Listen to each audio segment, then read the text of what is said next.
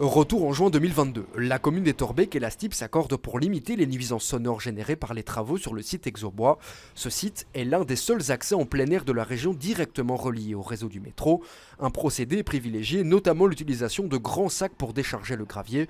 Sa mise en place est prévue pour un chantier en septembre. Écoutez, ça c'est parfait, les riverains étaient contents. Et donc, moi j'accorde l'autorisation des travaux qui ont lieu donc ailleurs qu'ici, mais on amène le matériel ici après. En septembre. Et là, ça dérape. Parce que, mais je ne l'ai appris, j'expliquerai, je ne l'ai appris que maintenant en décembre. Les sous-traitants qui avaient reçu l'instruction de la STIB de le faire de cette manière-là, pas d'engin à chenilles et les big bacs, ne l'ont pas fait.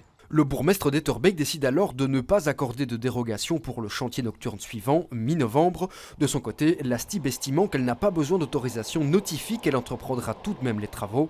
Dans la foulée, Vincent de Wolf prend un arrêté pour simplement interdire le chantier. Pour ce qui concerne les travaux qui ont eu lieu en septembre, apparemment un soir, un camion aurait déchargé sans utiliser de Big Bang. Je pense qu'à ce moment-là, le plus naturel aurait été d'en discuter avec la STIB de manière à ce que nous puissions être au courant de la situation et faire en sorte que ça ne se reproduise pas. L'arrêt de ces travaux a, selon la STIB, généré un manque à gagner de 400 000 €. Ce manque à gagner, c'est les entrepreneurs qui étaient prévus, qui devaient effectuer leurs travaux sur place. C'est l'interruption du métro, ce sont les bus navettes, le personnel qu'on avait prévu pour effectuer le remplacement de ce métro qui était interrompu par des bus, etc.